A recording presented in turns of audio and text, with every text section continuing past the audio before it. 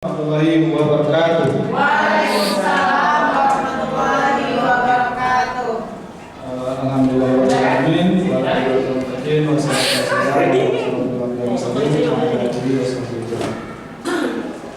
Pertama-tama marilah kita ucapkan syukur kepada Allah Ta'ala yang telah melimpahkan rahmat dan karunia-Nya sehingga kita bisa berkumpul di ini dalam sebagai sesi berbagi. Alhamdulillah saya mendapatkan materi ini, kemudian kita saling berbagi dan berdiskusi saja sih sebenarnya mengenai budaya positif ya, di lingkungan sekolah.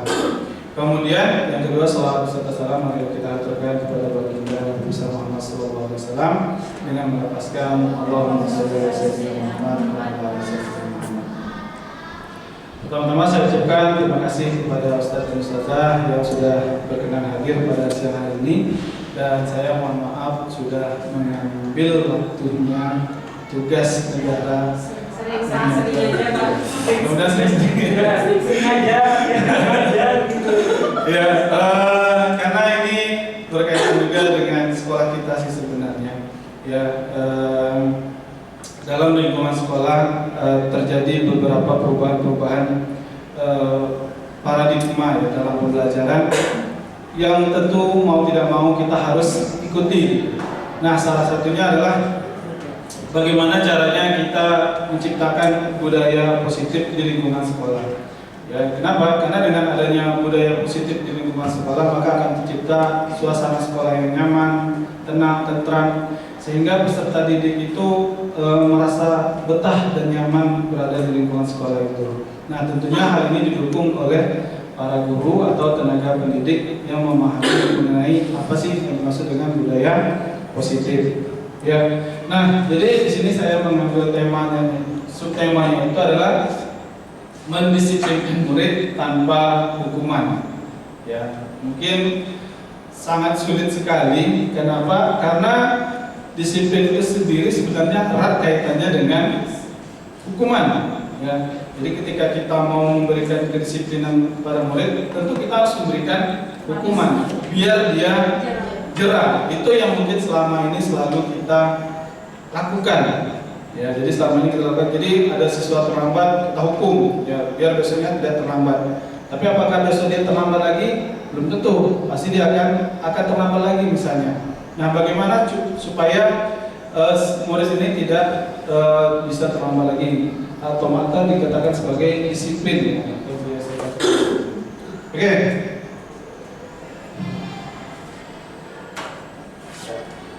Ini tujuannya ya untuk kita mempelajari materi pada hari ini adalah kita melakukan evaluasi dan refleksi tentang praktik disiplin dalam pendidikan Indonesia secara umum untuk mendapatkan pemahaman baru mengenai konsep disiplin positif untuk menciptakan murid dengan profil pelajar Pancasila. Yang kedua, memahami peran sebagai guru untuk membangun budaya positif dengan menerapkan konsep disiplin positif dalam berinteraksi dengan murid. Mungkin materi ini sudah Ustaz dan Ustazah temui di dalam PMM. Sudah belum? Belum. Yang sampai disiplin positif sudah ada? Yang nonton videonya full sampai habis? Kalau masalah materi ini Skip, Pak. Skip. Ya, makanya ini mungkin diskusi aja, nanti mudah-mudahan dengan ini kita bisa tercerahkan juga sedikit mengenai bagaimana sih siswa itu bisa disiplin, gitu ya. Oke, untuk poin pembahasannya, ya di sini ada yang pertama itu adalah disiplin positif dan nilai-nilai kebajikan universal. Yang kedua, ada teori motivasi, hukuman dan penghargaan serta restitusi. Yang ketiga ada keyakinan kelas. Yang keempat ada restitusi posisi 5 kontrol. Dan yang kelima ada restitusi segitiga restitusi. Mungkin kata-kata ini baru ya terdengar di telinga kita mengenai kata restitusi ya. Nanti kita akan bahas apa sih restitusi itu.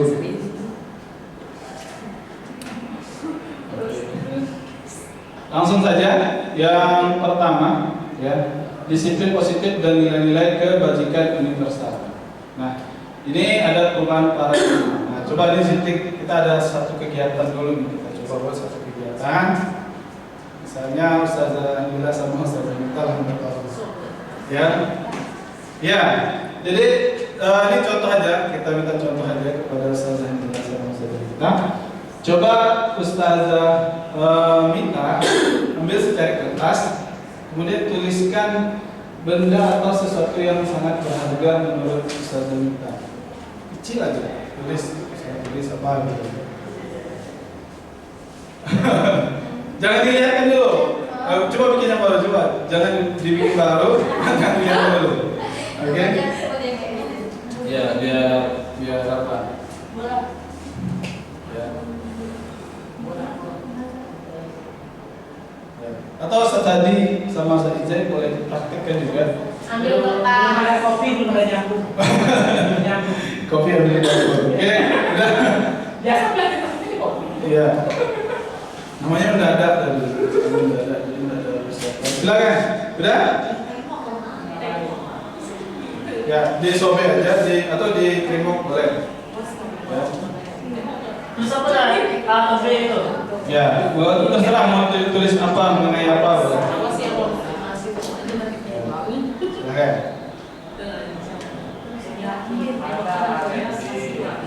Ya, di remote kemudian digenggam dalam tangannya sekuat-kuatnya. Ya. Sudah? Saya Ijai sudah? Ya. Oke.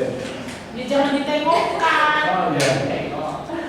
Sekarang coba Ustazah Nila buka gumpalan tangan atau kepalan tangan Ustazah Nila tersebut. Terserah dengan cara mungkin merayu atau cara membujuk atau paksaan juga boleh, ditarik kuat boleh, terserah.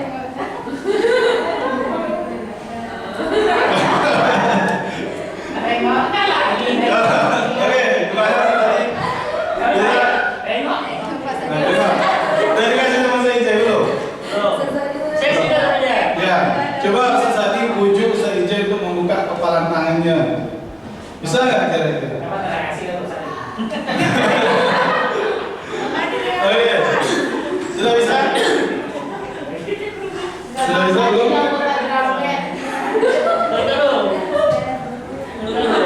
Bagaimana kira-kira? Ustaz Ijai sudah terbuka? Belum? Sudah terbuka belum? Oke, akhirnya terbuka juga. Oke, tadi sudah terbuka belum? Udah. Oke.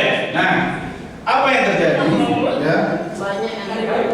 Banyak yang terjadi. Oke, kita coba jawab pertanyaan berikutnya.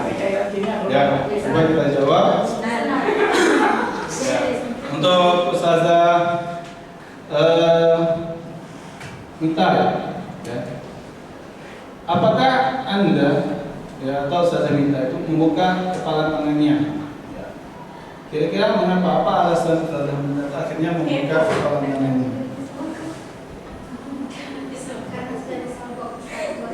Oh iya, nanti bisa ditagih nanti ke gorengannya. Ya, nanti malam kalau hujan nggak sopo ya. Jadi ada variasi. Oke, ya. Oke, yang kedua. Ya. Nah, kemudian apa alasannya Ustazah Mita tadi? Kenapa dia nggak mau buka? Kepala tangan. Oh.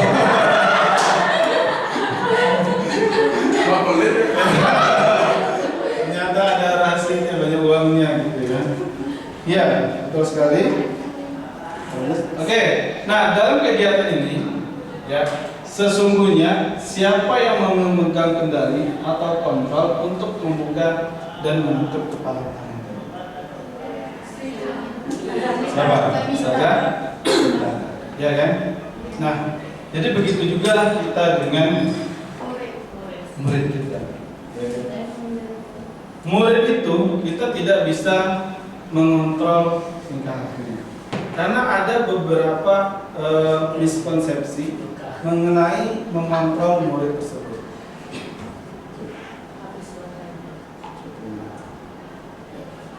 Nah, jadi ada miskonsepsi, ya.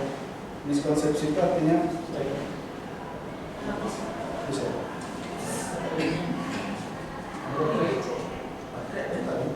Cek. Oke. Jadi ada miskonsepsi gitu ya. Ada ketidaksepahaman konsep ya, mengenai teori kontrol sosial ini. Ya. Jadi yang pertama adalah kita selalu mengatakan bahwasannya guru itu bisa mengontrol murid. Iya kan? Ya. Ya. Karena kita menganggap bahwasanya kita punya kuasa penuh atas si murid tadi. Maka kita bisa mengontrol murid. Jadi sebenarnya guru itu tidak bisa mengontrol murid. Ya. Terus kenapa murid itu mau melakukan apa yang kita perintahkan? Artinya dia membuka izin kontrol terhadap dirinya. Ya. Sehingga dia mengizinkan apa yang kita sampaikan untuk dilakukan oleh dia. Makanya sebenarnya murid itu tidak bisa kita kontrol sepenuhnya. Jangankan murid, anak kita sendiri saja, ya kan? Saya sendirilah, saya pribadi lah punya anak gitu ya kan. Sudah dibilang jangan dibuat itu, pasti masih dibuatnya juga berkali-kali karena kita tidak punya kontrol, karena dia punya pribadi sendiri. Jadi sebenarnya murid itu kita tidak bisa mengontrol murid itu. Ya. Yang kedua, ilusi bahwa semua penguatan positif, efektif dan bermanfaat. Jadi apa saran yang kita sampaikan, motivasi yang kita sampaikan, kita anggap siswa pasti akan menjalankan. Betul nggak? Padahal kenyataannya tidak kan? Kan tidak semua siswa yang mau menjalankan motivasi yang apa kita sampaikan. Ya, karena memang kontrol itu adalah pada diri murid tadi gitu. Ya. Makanya dalam Islam pun gitu ya, dalam Islam kita kan ada Nabi Muhammad. Nah, Rasul pun tidak pernah memaksa orang untuk memeluk agamanya. Ya.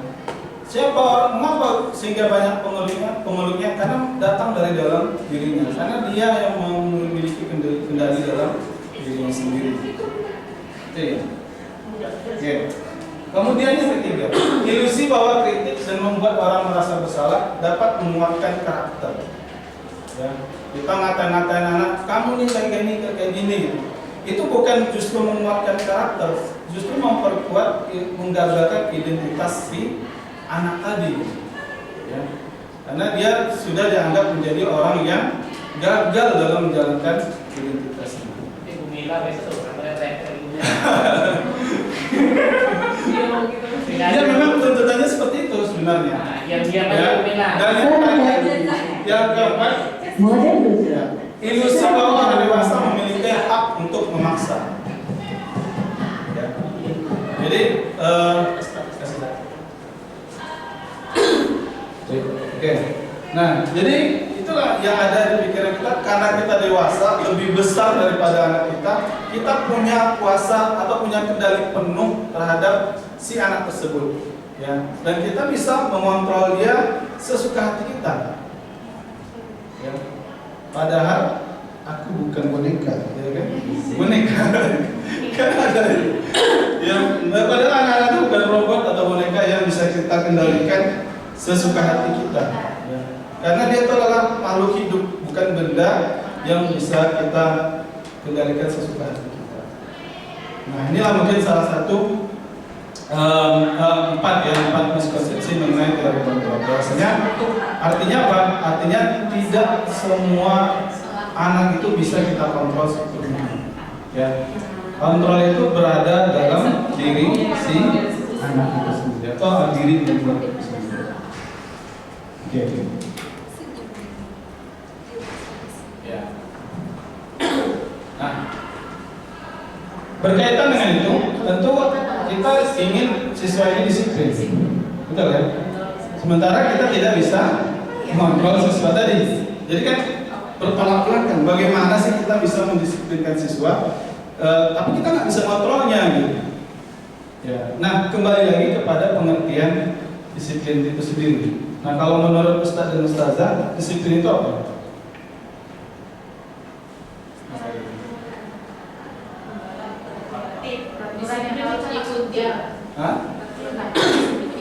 Aturan yang harus diikuti. Oke.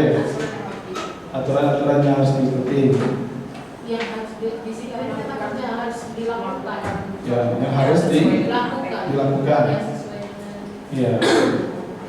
Dan bagaimana kita melakukannya? Tentu berkaitan dengan paksaan dan hukuman, ya kan? Dan juga mungkin ada penghargaan juga bagi siswa yang terdisiplin, ya kan? Nah, ada rewardnya. Ya.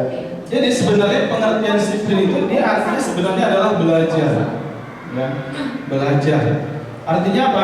Artinya siswa yang mengikuti apa yang kita sampaikan, kemudian dia apa namanya dia kalau siswa itu dia jatuhnya ke disiplin, artinya mereka penuntut belajar, ya. Jadi ketika mereka mengikuti aturan secara mandiri yang ada dalam dirinya, itulah yang disebut dengan disiplin, ya. Artinya mereka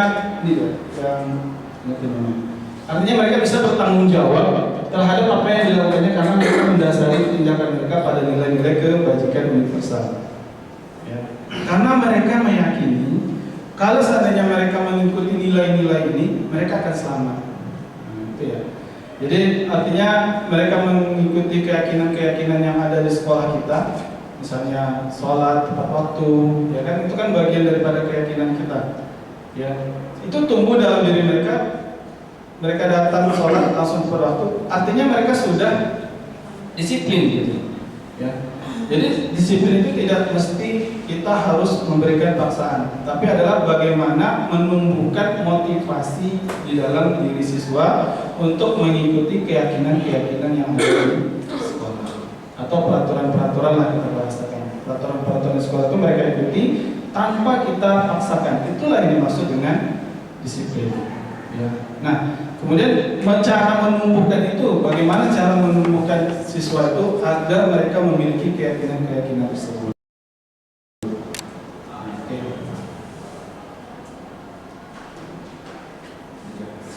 Nah, sebelumnya tentu pasti ada yang namanya nilai-nilai kebajikan.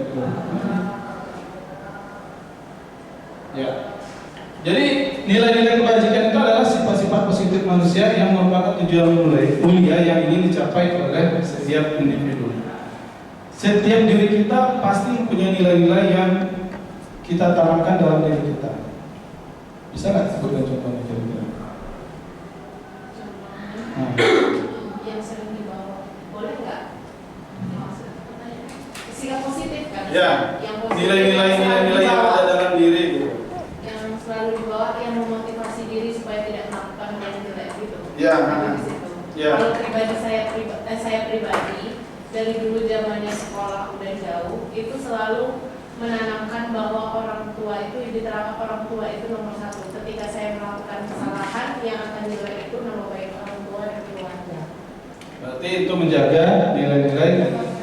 Nama baik keluarga. Berarti kan nilai itu yang kita tanamkan. Ya. Artinya dengan begitu, dengan adanya nilai tersebut dalam diri kita, ketika kita berada di manapun, kita akan bertingkah laku sesuai dengan nilai yang kita miliki, agar tidak menjelekkan nama baik orang tua kita. Artinya itu motivasi intrinsiknya sudah tumbuh, motivasi yang ada di dalam dirinya itu sudah tumbuh, seperti itu. Nah, seperti itu. Mungkin tepat waktu itu juga nilai seperti itu ya.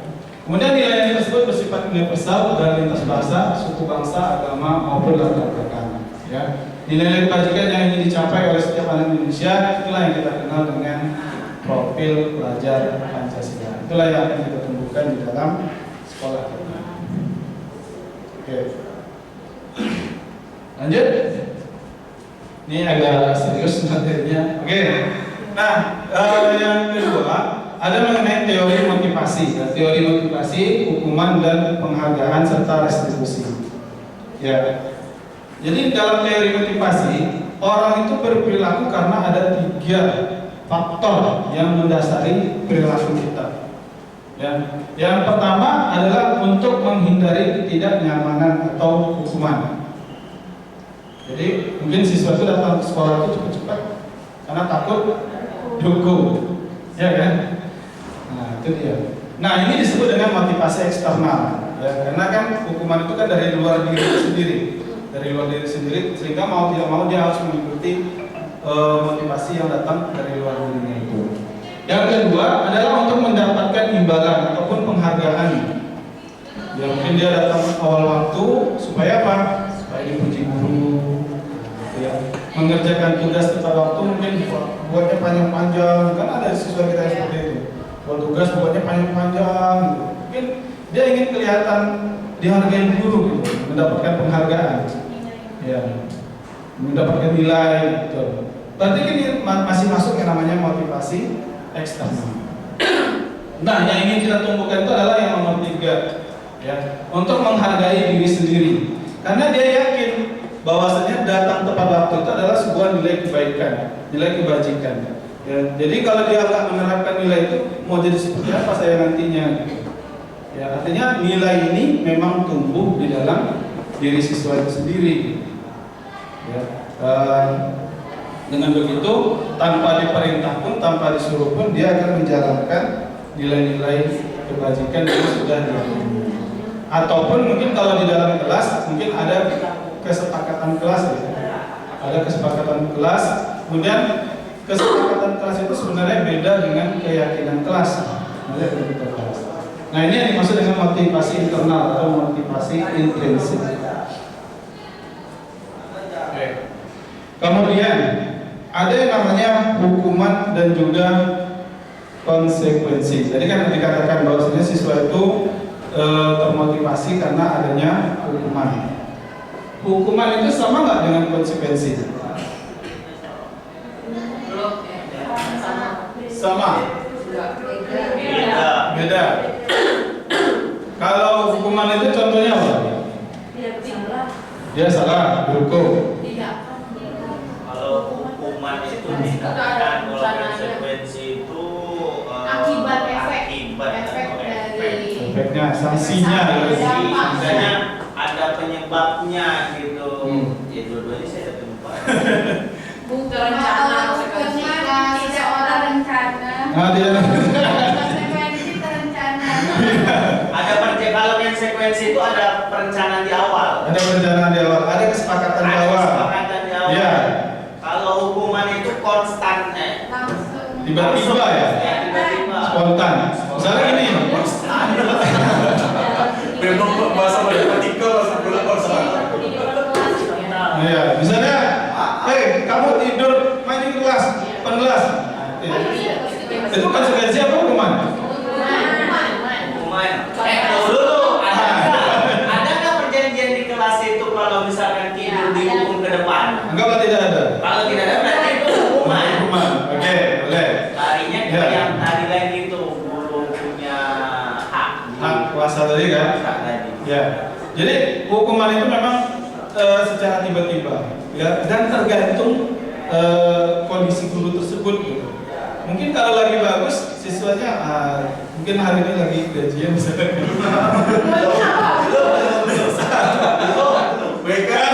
Moodnya bagus. Misalnya lagi gajian. Mungkin lagi bagus.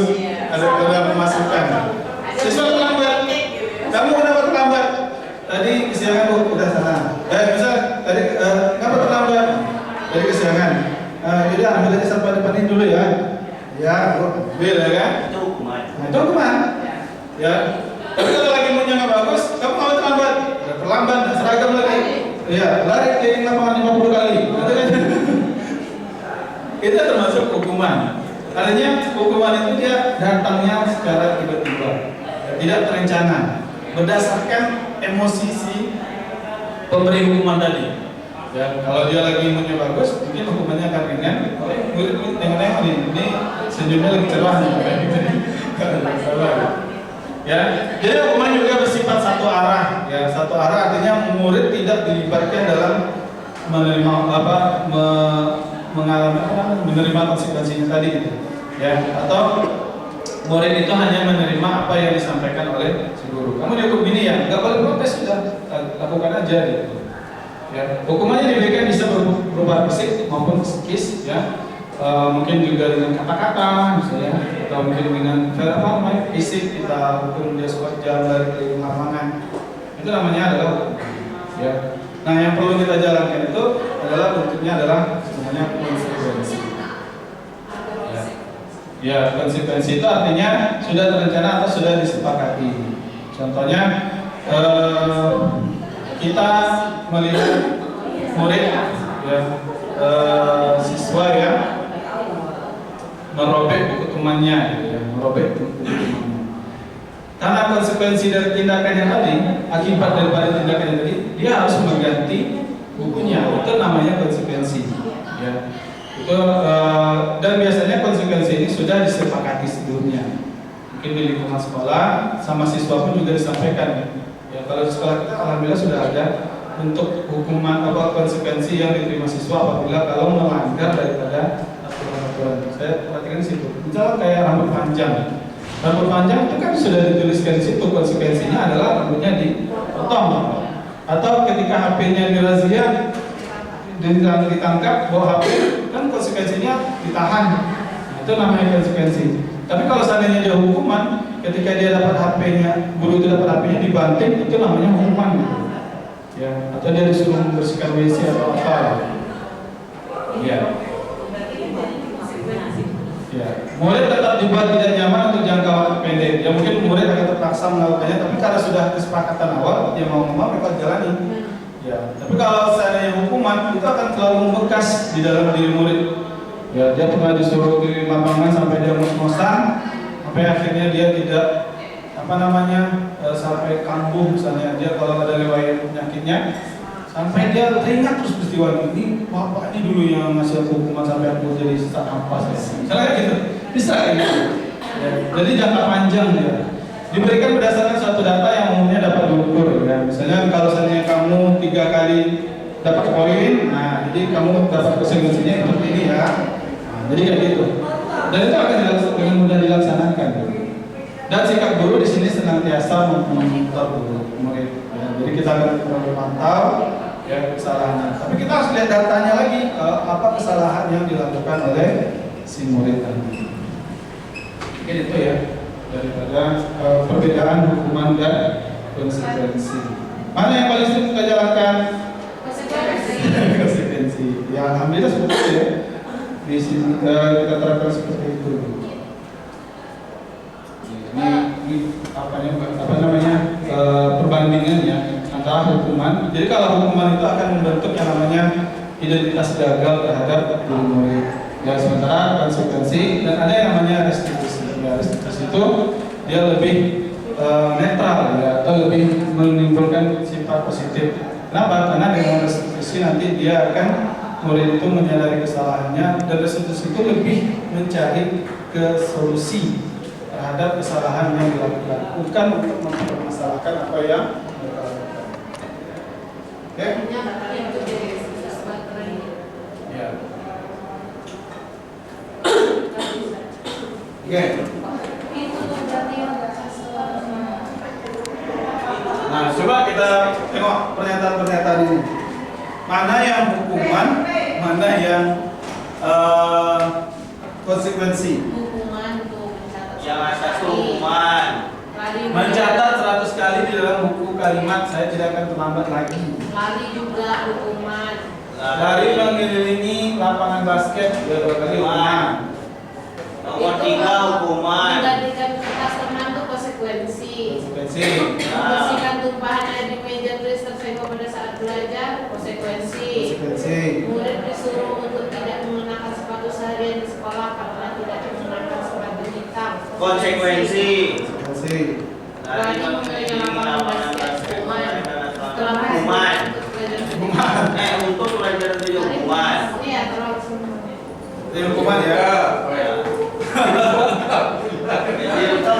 Kita lihat jawabannya. Jawabannya di sini. Dia tersembunyi. Apakah itu konsekuensi ataupun hukuman? Hukuman. Ya. Konsekuensi. Mencatat 100 kali dalam. Oh, dibuktikan. Anti. Dibukti.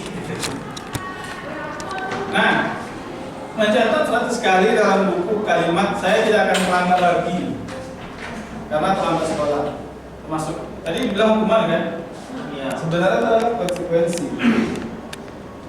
Jadi konsekuensi itu adalah korelasi daripada kesalahan yang dia lakukan, atau ada hubungannya dengan kesalahan yang dia lakukan. Ya, atau dia mengganti daripada kesalahan yang dia lakukan. Ya, dia menuliskan 100 kali saya tidak akan terlambat lagi, berarti itu kan adalah konsekuensinya. Gitu. Ya, Apa bedanya antara nomor 2 sama nomor terakhir? hah? Gimana? Nomor 2, lari Nah, mengelilingi lari mengelilingi 18 kali dua kali karena terlambat hadir. Oh, PJOK nggak salah. Berarti ada Tapi itu nggak masalah, bedanya itu. Enggak, bukan. Berarti ada kesepakatan di pembelajaran PJOK kalau Oh. dia terlambat 2 kali, berarti Tapi dia bisa dihubungkan juga loh Pak, karena di pelajaran PJOK dia kan apanya lari gitu kan. Ya. Nah, makanya di situ apanya? Ya. Apa tadi korelasinya ekokor? Korelasinya. Korelasi. Nomor 2 nggak disebutkan maknanya, nggak ada kaitannya. Iya. Nah, nomor 2 ini kan nggak ada hubungannya dia terlambat itu sama apa namanya lari mengelilingi Kesalahan 18 dia. kali. Jadi nggak ada hubungannya dengan kesalahan dia. Maka itu jatuhnya adalah hukuman. iya. Aduh. Kemudian- Mana, Pak? Hamdalah, alhamdulillah. Loh. Subhanallah yang tiga. Nah, murid diminta untuk ustaz 15 kali karena tidak menggunakan masker ke sekolah. Itu kan juga hukuman karena nggak berhubungan dengan kesalahan yang dia lakukan. Iya nggak? Dia bukan pakai masker tapi disuruh ustaz, kan nggak nyambung istilahnya. Hukum baca bahasa Indonesia apa? Suruh Sesuai beli masker gitu. untuk. Nah, bisa beli masker atau dia mencari masker Beli masker. Membeli masker. beli masker.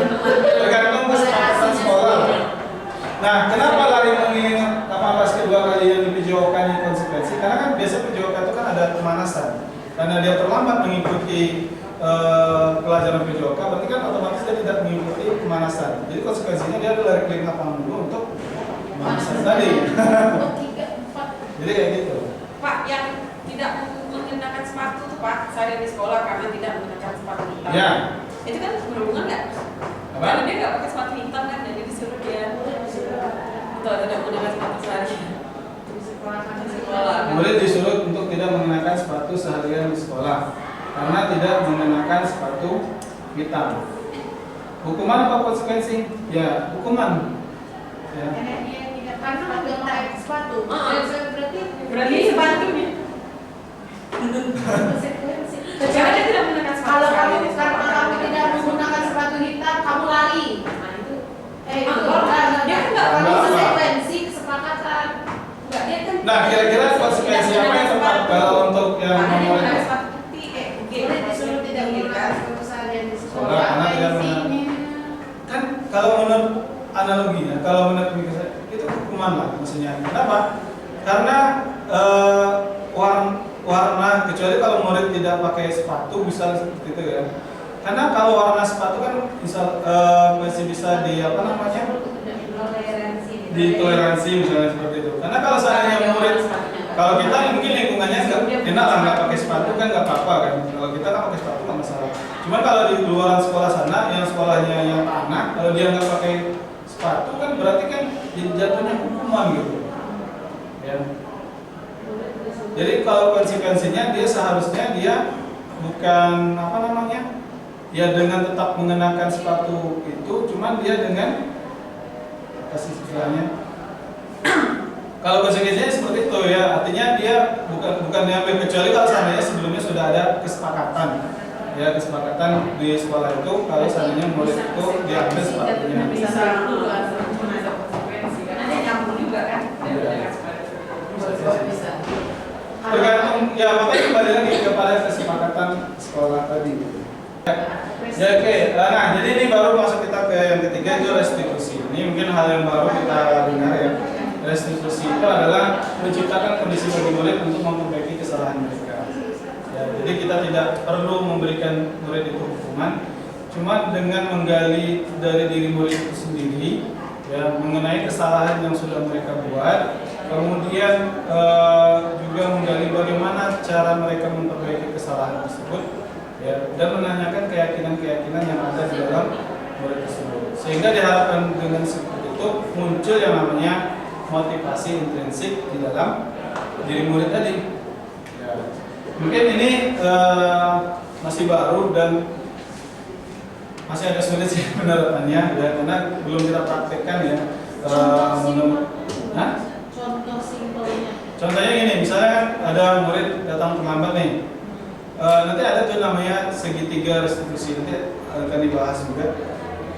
Ketika murid datang terlambat, kita tanya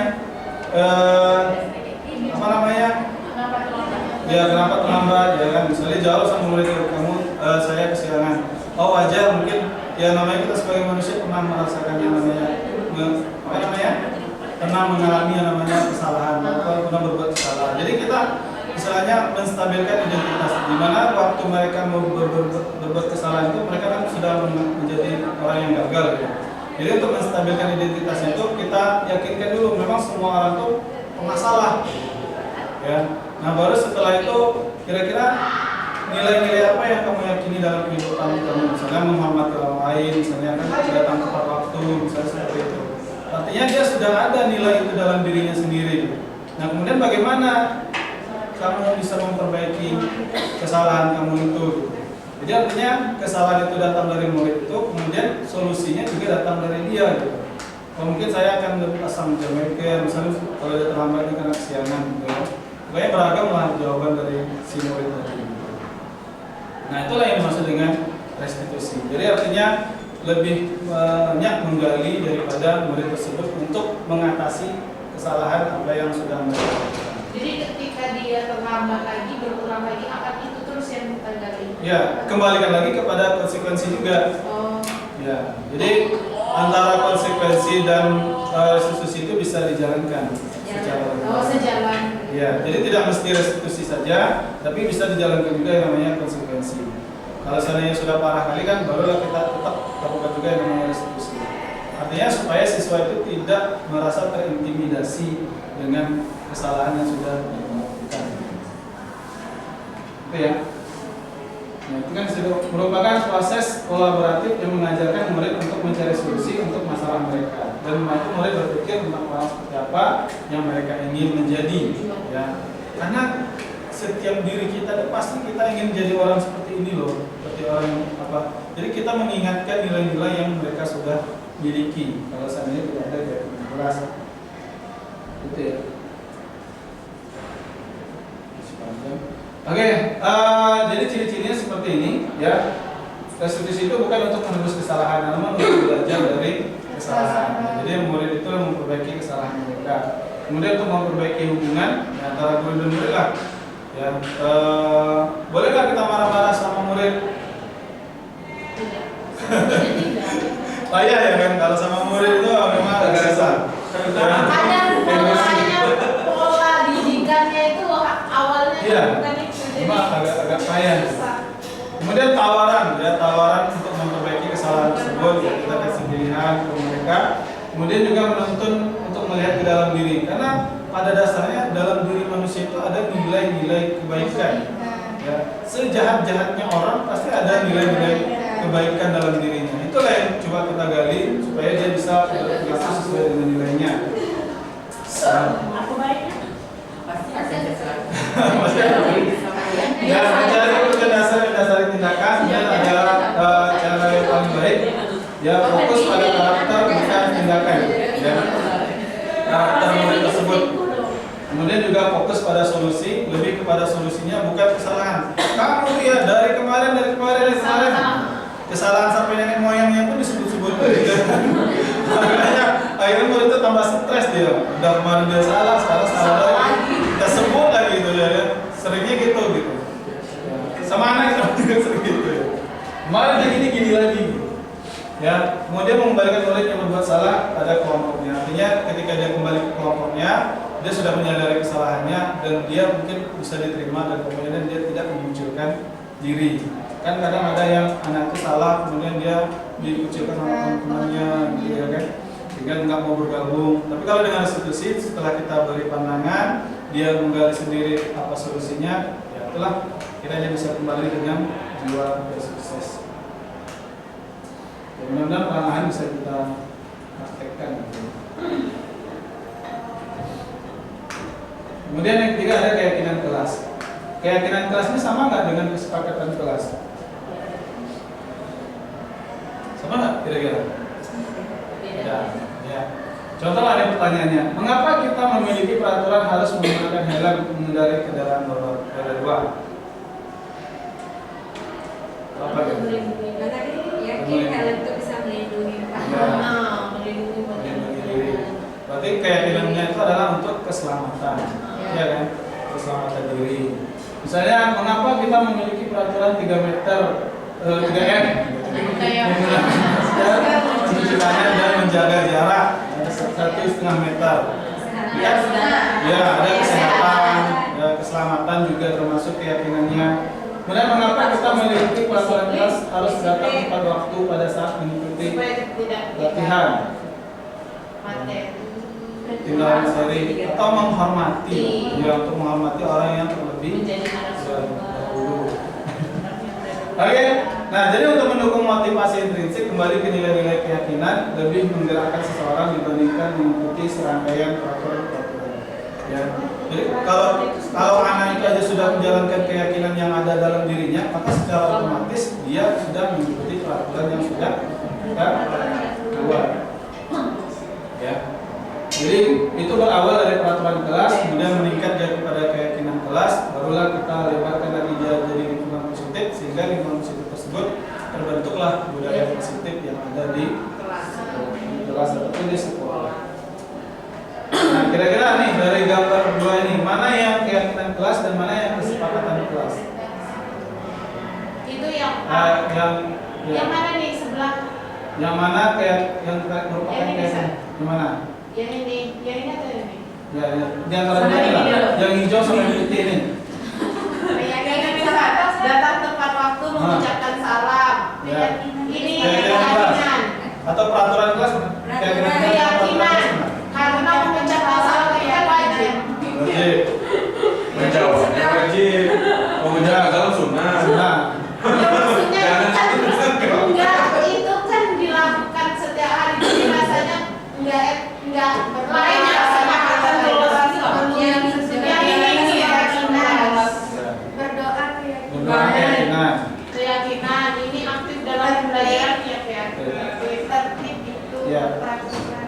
Kalau yang ini Jadi sebenarnya kalau yang hijau itu sebenarnya dia adalah peraturan kelas. Kalau keyakinan Kalau keyakinan kelas itu apa yang ada di dalam diri, bisa saling menyayangi, ya kan? Keyakinan akan semangat belajar, ya. Soalnya kan Sikap peduli, harus digarisbawahi. ya. Saling menyayangi. Jadi cinta pula. mungkin kita membenci. Menyayangi kan mungkin. Menyayangi itu kan maknanya masih luas tuh. Ya. makanya dibikin tanda kurung. Maksud saya Kalau udah tanda kutip, Itu yang perlu diwaspadai. ya. jaga-jaga. Oke, ini ada peraturan kelas. Nah, keyakinan kelasnya seperti ini. Ya, jadi bentuknya adalah tanggung jawab, dilarang mengganggu orang lain, berarti menghormati orang lain. Itu keyakinan kelas. Ya. Nah, keyakinan kelas ini bisa kita bentuk di kelas-kelas kita agar kalau seandainya murid itu melanggar atau melakukan kesalahan, kita bisa mengingatkannya Udah pada habis soda.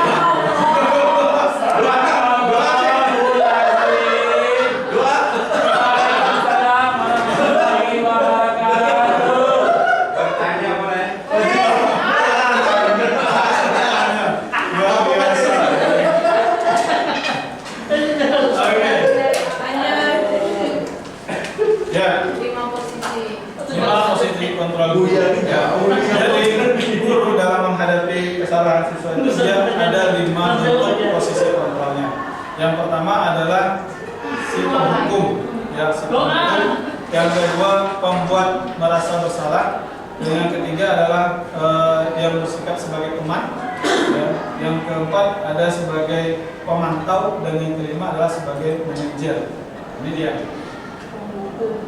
Jadi guru yang bersifatnya penghukum itu, ya, bentuk perbuatannya, bentuk perbuatannya itu penghukum itu dia adalah dengan menghardik-hardik, ya, atau menunjuk, menyakiti, ya, misalnya, ya.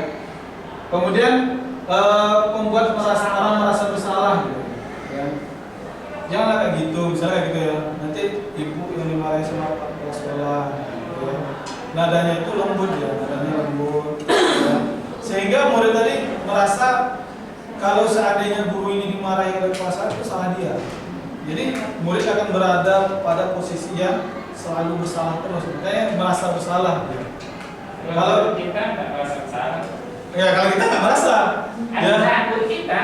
Kalau kita nggak merasa. Itu ya ada. Ya, jiwanya itu udah kebal kayak gitu ya. Kemudian ada yang sebagai teman. Nah, ya cobalah, yuk boleh kerjakan ini demi dan dia biasanya lebih akrab dengan murid, salah seperti itu.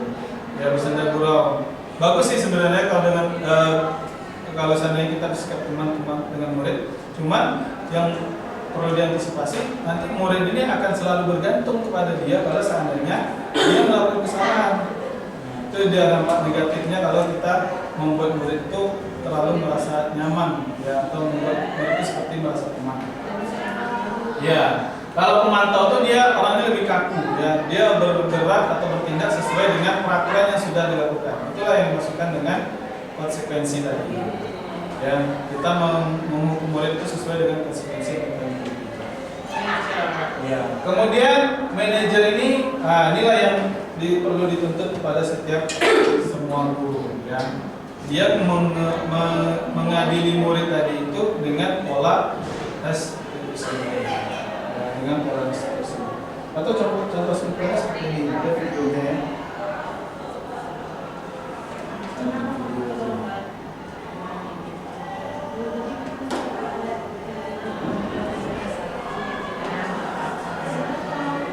Sakit apa? Oh, sudah berapa lama? Itu masih seperti tanyakan sudah ditanyakan terus impas dia dan terus restitusi. Sakit. Dan kita kan tidak menginginkan, Tapi itu ada sendiri. Coba bisa pakai restitusi, restitusi udah kayak gitu. Udah mulai lagi secara mulai. Ya itu harus sejalan dengan konsekuensi. Dia nggak sadar diri, termasuk itu yang Nah. kayak gitu. Dia nggak, Hah? Bahasa isyarat. Bahasa isyarat. Ada subtitle.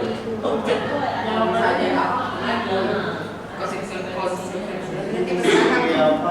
Istilahnya dia melakukan restitusi baru konsekuensi ya. tapi kalau kan sudah melakukannya kan berkali-kali sudah disadari. Ya, ada seperti yang misalnya di situ. sudah 3 kali Dan juga masih juga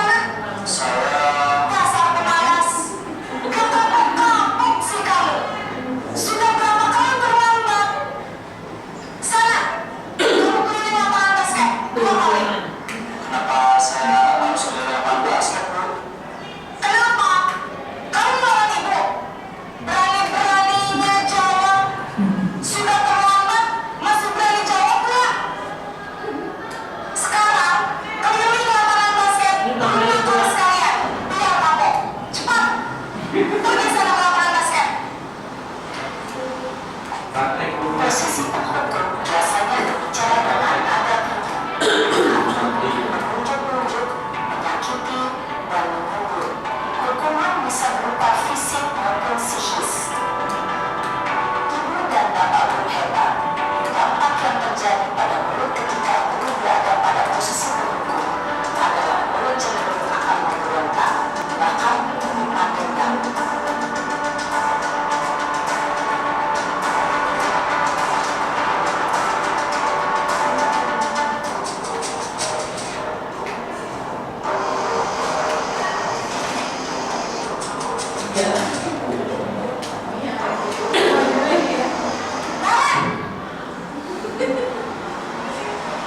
Ini konsekuensi. Selamat Ibu. Naret, kamu kenapa terlambat lagi, Nak? Ya Tuhan, Naret. Kamu senang ya bikin ibu susah ya? Nanti ibu yang dukung bapak kepala sekolah, Nak. Sampai ibu tidak bisa Selamatkan kepala sekolah. Duh, gimana ini? Ini Naret,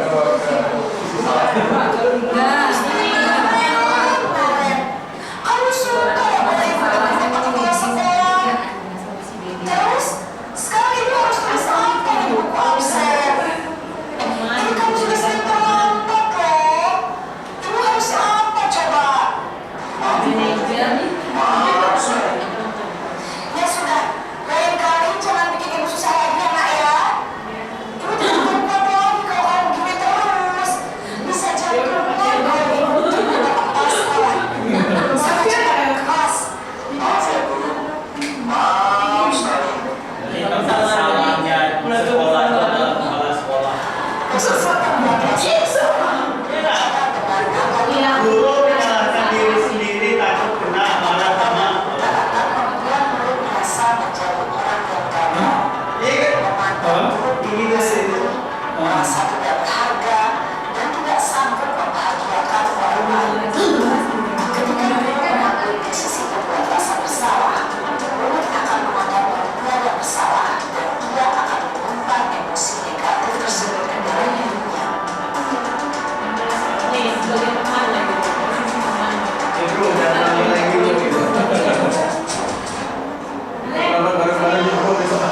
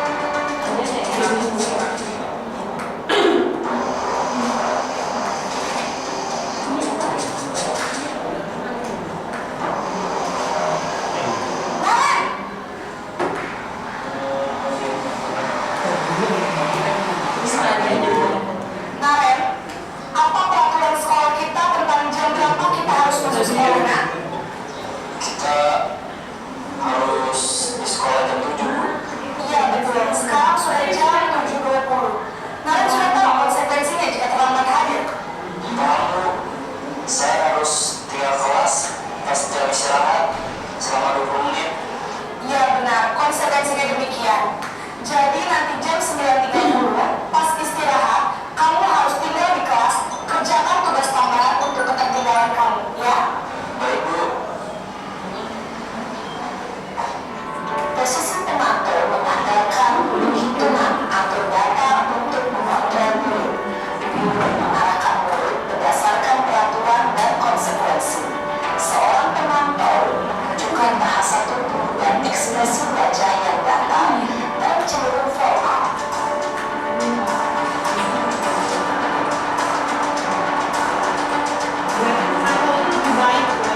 Ya, masa itu bisa lah kita terapkan juga.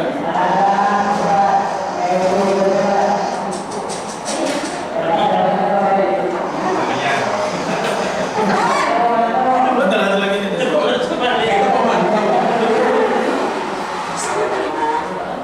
Selamat pagi, Naren. Maaf, Bu. Saya terlambat. Iya, sekolah masuknya jam 7, sekarang sudah jam 7.20. Jadi sekarang bagaimana ini, Naren? Maaf, Bu. Saya lupa setelah saya semalam. Baiklah, menurut kamu, kira-kira sekolah yang mana yang perlu kamu tingkatkan? Harga ibu sendiri dan orang lain juga. Setuju. Jadi, apakah Naren meyakini prinsip saling mengurangi tersebut? Saya meyakininya. Apakah Naren bersedia memperbaiki masalah keterlambatan ini? Bersedia, Bu. Bagaimana kamu akan memperbaiki masalah keterlambatan ini? Saya akan coba untuk tidak lupa menyetel alarm saya, Bu. Baik, kalau Naren lupa menyetel alarm di rumah, ada orang yang kira-kira bisa bantu mengingatkan tidak? Ada, Bu. Kakak saya, Kak Emma. Ada lagi selain Kak Emma? Selain Kak Emma, ada ibu saya. Bisa jadi. Adalah Kak Emma dan ibu kamu, ya? Kira-kira akan merasa alarm kapan, Naren? Setelah pulang sekolah, akan segera saya lakukan. Baik, jadi Naren akan setel alarm untuk bangun besok pagi dan akan diingatkan oleh kakak dan ibu dan Naren, ya? Ada lagi yang mungkin perlu dilakukan, Naren? Ada tidak yang baru lagi? Tidak ada. Baik, Naren. Terima kasih yang bersama kami. Kembali ke kelas.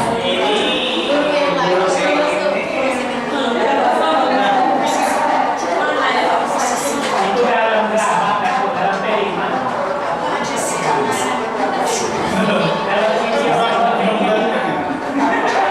Kalau satu orang bersama kita yang pertama